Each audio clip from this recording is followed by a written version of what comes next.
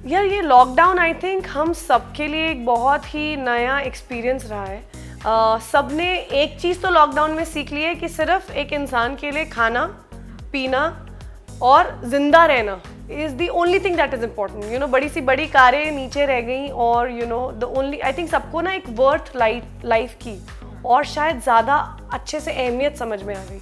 So I think ये शायद भगवान का कोई वो था, पुश था ह्यूमैनिटी को रियलाइज़ कराने के लिए कि उनकी वर्थ क्या है एक्चुअली में। और इसी चीज़ को आई थिंक फॉरवर्ड करते हुए आई थिंक एक स्पिरिचुअलिज्म थोड़ा ज़्यादा हो गया है। मैंने बहुत कुछ किया लॉकडाउन में। मैंने पेंटिंग में पहले भी करती थी लेकिन मैंने बहुत भरपूर पेंटिंग्स बनाई। मेरा बेटा जो है जेरिन, वो सडनली उसकी हाइट बड़ी हो गई उसी दौरान, लॉकडाउन के दौरान, और सारे शॉप्स बंद थे। तो मैंने स्टिचिंग सीखी, पुराने छोटे कपड़ों से बड़े कपड़े बनाए, विच आई थिंक वॉज एक्साइटिंग। मतलब आई कांट बिलीव कि स्टिचिंग मुझे इतना एक्साइटिंग लगा। और मैंने डायरेक्शन ट्राई किया है पहली बार। मैंने घर में छोटी छोटी स्टोरीज़ बनाना शुरू किया है अभी, क्योंकि अभी तक मैंने काम ऑफिशियली एक्सेप्ट नहीं किया है, शूट करना शुरू नहीं किया है। तो डायरेक्शन में मैं हाथ ट्राई कर रही हूँ। तो I have done a lot. I think ये लॉकडाउन में वो सारी क्रिएटिविटी फूट के निकली है। तो मीन्स आने वाले दिनों में हम आपको ऐसे बड़ी बड़ी फिल्में डायरेक्ट करते हुए देखेंगे? आमीन, कुछ भी हो सकता है। एंड उसके बाद हम देख रहे हैं कि लॉकडाउन अब धीरे धीरे खत्म हो रहा है, सारी चीज़ें, लोग बाहर निकल रहे हैं एंड लोगों के प्रोजेक्ट भी अनाउंसमेंट हो रहे हैं। आपके भी कुछ 2 या 3 सिंगल बैक टू बैक आने वाले हैं। थोड़ा सा ज़रा उसके बारे में बता दीजिए कि क्या होने वाला है उस सिंगल में, एल्बम में क्या कुछ करते हुए नज़र आने वाली है? यार हाँ, एक्चुअली बहुत एक्साइटिंग लगता है जब सिंगल्स आते हैं। मुझे याद है जब हम कॉलेज में थे तब एल्बम्स का चलन था, फिर बीच में बिल्कुल चला गया। बिल्कुल ही मतलब एल्बम्स वाला टाइम चला गया। फिर अब वापस आया है and I am really excited क्योंकि I get to be a part of it. तो मैं बहुत ही इंटरेस्टिंग 3 सॉन्ग्स शूट कर रही हूँ बैक टू बैक। और एक बिल्कुल पंजाबी है, बिल्कुल हार्डकोर देसी पंजाबी है। पंजाबी का तो मेरा थोड़ा कनेक्शन है ही। और एक प्रोड्यूसर है हिमांशु शर्मा जो प्रोड्यूस कर रहे हैं तीनों गाने, उनके लिए मैं शूट कर रही हूँ। और एक बहुत ही अच्छे और न्यू एक टैलेंट है रोहित के शर्मा करके, जो रैप भी कर रहे हैं, गाने भी गा रहे हैं। और उनके गानों के जो लिरिक्स हैं मैं बता नहीं सकती, बिल्कुल मुंह मतलब ऐसा आ रहा है मुंह तक कि मैं बता दूँ। बड़ा ही इंटरेस्टिंग उनके कॉन्सेप्ट्स हैं। और मैं नहीं चाह के भी एक चीज़ बताऊंगी, ब्यूटी ऑन स्कूटी, एक ऐसा एक छोटा सा मैं हिंट दे सकती हूँ। और इतना क्यूट है वो पूरा, जो आप सुनते हैं ना तो मतलब वो सुनने के बाद लगता है एक बार और सुना दो, एक बार और सुना दो। और 2-3 और ऐसे सॉन्ग्स आ रहे हैं, हम लोग अलग अलग लोकेशंस पे शूट करने वाले हैं। So I am really excited about it. और कुछ और छोटे मोटे चीज़ें हैं जिसके लिए मुझे ऐसा लगता है कि लॉकडाउन के बाद जब काम करना शुरू करूँगी तो बहुत अलग एक ओपनिंग, क्योंकि अभी तक मैं डेली सोप करती आई थी और अब डेली सोप के अलावा मैं सब कर रही हूँ। तो इट्स क्वाइट एक्साइटिंग। बातें करने से ऐसा लग रहा है कि बहुत ही इंटरेस्टिंग होने वाला है आपका सिंगल, जितना कुछ भी है जी। एंड हम देख रहे हैं कि साल का जो सबसे बड़ा कंट्रोवर्शियल शो होता है या हाईलाइट शो, टीआरपी वाला शो होता है बिग बॉस। आप घर से आगे, तो आप बताइए कि पहले तो कितना फॉलो कर रही हैं आप इस बार का बिग बॉस 14? मैंने बिग बॉस देखना ही अपने सीजन से शुरू किया था। मैंने कभी भी बिग बॉस देखा नहीं था, which is why I was not prepared when I went inside. लेकिन बिग बॉस 13 से मैंने देखना शुरू किया और अब मैं डेफिनेटली एडिक्टेड हो गई हूँ और देखती हूँ और देख रही हूँ। और ऑनेस्टली मेरा लालच तो सिद्धार्थ है, क्योंकि ऐसा लगता है अपना ही को कंटेस्टेंट है और थोड़ी अटैचमेंट तो है ही। तो I am quite excited to see big boss 14।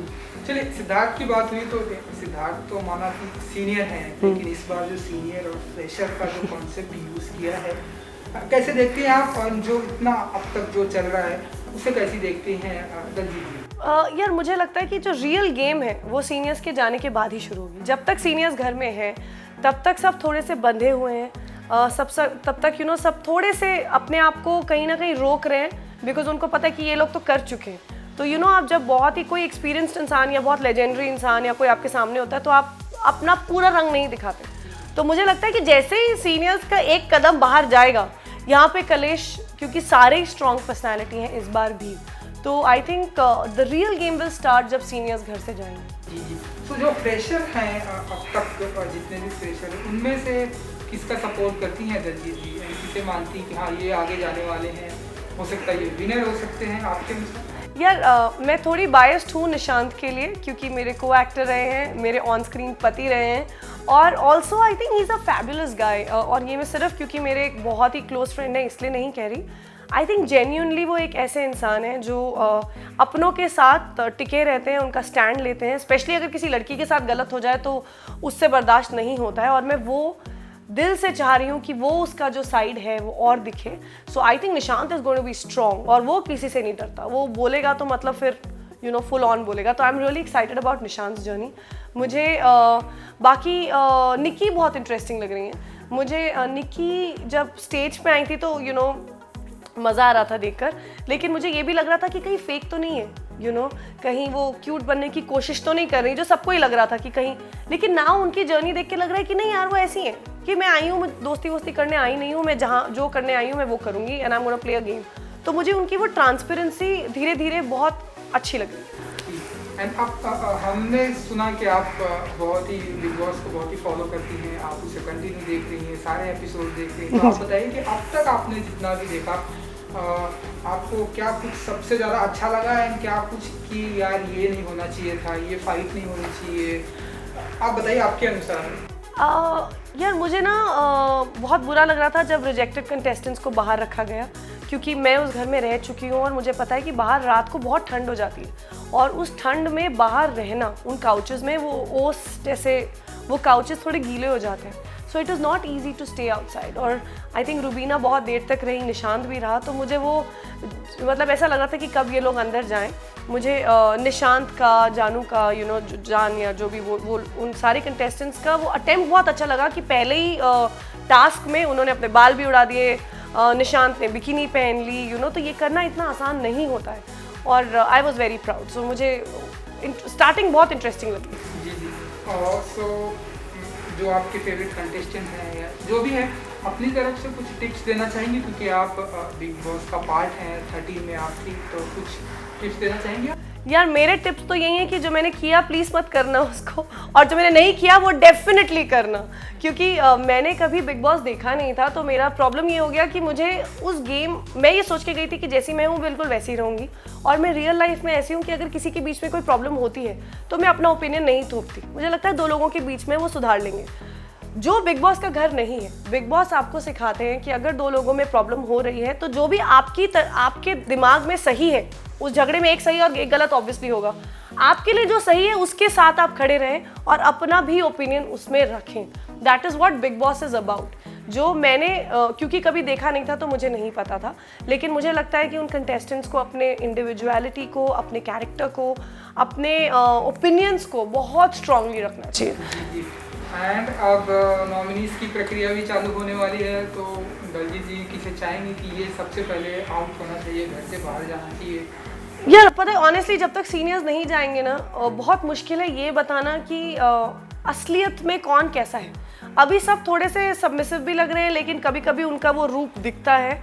और क्योंकि अभी आप देखो सिद्धार्थ बहुत स्ट्रांग है, हीना बहुत स्ट्रांग है, गौहर भी स्ट्रांग है, तो उनके बीच में शायद पवित्रा फिर भी दिख रही हैं क्योंकि बहुत स्ट्रांगली वो बोलती हैं। लेकिन जैसे निशांत है, मैं जानती हूँ इंडिविजुअली कि वो बहुत स्ट्रांग इंसान है, वो जब बोलेंगे तो भड़केंगे तो मतलब दीवार टूट जाएगी, वैसे हैं। लेकिन वो अभी निकाल नहीं रहे हैं क्योंकि may be is respecting the seniors, he is letting it be. तो एक्चुअली तो मैं तभी बता पाऊंगी जब आई थिंक जब सीनियर्स जाएंगे और जब असली गेम, जिनकी गेम है उनकी गेम शुरू होगी। जी जी। एंड सलमान खान जो कि इस बिग बॉस के सबसे बड़े होस्ट हैं, क्या कहना चाहेंगे आप उन्हें? कैसे वो जिस तरह से वो होस्ट करते हैं, आप तो वहाँ से आई हैं, तो बताइए कि सलमान खान जी के लिए क्या कहना चाहेंगे? सलमान सर को मैं जब पहली बार मुझे याद है मैं स्टेज पे मैंने एंटर किया था, तो उन्होंने बड़े प्यार से अपना हाथ देखे मुझे स्टेज पे लेकर आए थे, और जो इंटरव्यू उन्होंने मेरा लिया, इंटरव्यू माने जो हमारा इंट्रैक्शन हुआ, he is so warm. Like उनकी एक अर्नेस्ट एक बिहेवियर है जो बिल्कुल नहीं लगता कि आप सलमान खान के सामने हैं। वो इतने प्यार से बोलते हैं, आपको इनडायरेक्टली हिंट्स भी देते हैं कि आपको ये करना चाहिए, या आप इवन वीकेंड का वार जब आता है आप देखेंगे वो हेल्प करते हैं। उन्होंने मेरी हेल्प करने की कोशिश की थी, लेकिन मैं क्योंकि गेम नहीं जानती थी तो मुझे समझ में नहीं आया। लेकिन सलमान सर वाकई में अगर आप अच्छा खेल रहे हो, उन्हें आप अच्छे लग रहे हैं, तो वो आपकी मदद भी करते हैं। वो आपको हिंट भी देते हैं, वो बस समझ, अगर आपने गेम देखा हुआ है तो आप समझ जाते हो। तो मुझे वो बहुत अच्छा लगता है। और मुझे आई थिंक उनका वो एक स्ट्रॉन्ग तरीके से वो वीकेंड में बताना कि तुम इस तरह से दिखाई दे रहे हो, एक नेविगेट करना, वो I think that's why he is the best host. और कोई बिग बॉस में फ़िलहाल तो मुझे नहीं लगता कि इतने अच्छे तरीके से होस्ट कर सकता है। And I am a huge fan, तो आई कैन गो ऑन। जी। एंड दलजीत जी, इस बार जैसा कि सोशल मीडिया पर हम देख रहे हैं सुशांत सिंह राजपूत के केस से ऐसे बहुत सारी सोशल मीडिया पर ऐसे बातें हो रही हैं कि इस बार बाइकॉट बिग बॉस, बाइकॉट सलमान खान, इन सारी चीज़ों को जब दलजीत जी सुनती हैं, पढ़ती हैं, कैसे देखती हैं, कैसे? यार मुझे बहुत बुरा लगता है अगर कोई भी बोलता है कि बॉयकॉट करो बिग बॉस को, क्योंकि बिग बॉस एक ऐसा मंच है जहाँ पे कई लोगों ने अपनी दूसरी पारी खेली है। जैसे कई ऐसे एक्टर्स हैं जो जैसे हम लोग एज एन एक्टर बहुत स्ट्रगल करते हैं, हम बहुत अच्छा करते हैं, कभी कुछ नहीं हमारे लायक, हम जो अपने नज़रिए से करना चाहते हैं हमारे लायक कुछ नहीं मिलता, तो कई बार 2-2 साल घर पे बैठते हैं, जिसमें फाइनेंशियल लॉस भी होता है, एक ईगो भी जाती है। बिग बॉस एक ऐसा मंच है जहाँ पे कितने लोगों ने अपने आप को रीडिफाइन किया है, कितने लोग, और बिग बॉस का एक ऐसा टाइम था जब वो फ्रेशर्स को भी एनकरेज करते थे। कितने, आप अभी भी देख लीजिए, सना है, मैं फ्रेशर नहीं बोल रही हूँ, वो बहुत टैलेंटेड लड़की हैं जो बहुत ही एंटरटेनिंग है, और आज आई थिंक बिग बॉस के सारे कंटेस्टेंट में सबसे ज़्यादा फेमस वो है। तो ऐसे मंच को जो ऐसे नामों को इतना बड़ा बना सकता है, वो पोटेंशियल हो, तो आई थिंक ऐसे मंच को ही तो प्रमोट करना चाहिए, जो वाकई में, जैसे मैं मेरे किरदार के लिए मशहूर हूँ, मैं अंजलि के लिए मशहूर हूँ, मैं शिखा के लिए मशहूर हूँ, मैं अंतरा के लिए मशहूर हूँ, लेकिन बिग बॉस आपको as a name, as Daljeet Kaur, आपको घर घर का नाम बनाता है। तो ये तो आई थिंक बिग बॉस को तो बॉयकॉट करना मुझे लॉजिक नहीं समझ में आ रहा, क्योंकि हम सब कोई कहीं से आए नहीं है, हम तो मेहनत कर रहे हैं और वो मंच हमको एक और लेवल पे लेके जाता है। तो I don't understand that logic. तो चलिए जाते आते अपने फैंस को, अपने दर्शकों को कुछ कहना चाहेंगे दलजीत जी? बहुत बहुत बहुत सारा शुक्रिया करना चाहती हूँ। अभी मैंने 1 मिलियन कंप्लीट किया है अपने इंस्टा फैमिली में, क्योंकि मुझे बिकॉज सोशल मीडिया की बिल्कुल भी नॉलेज नहीं थी जब शुरू किया था, लेकिन देखते देखते इतना प्यार दिखने लगा, इतने लोग जुड़ने लगे, तो अब रियलाइज़ होता है कि इस प्यार की एक्चुअल वैल्यू क्या है, which is growing. So I want to thank all of you for being a part of my journey, being a part of my good and bad, मेरे अच्छे और बुरे में, कम और ज़्यादा में आप हमेशा मेरे साथ रहे हैं। So thank you, and I hope कि इसी तरह से आप लोग प्यार बनाए रखें। So thank you for everything guys.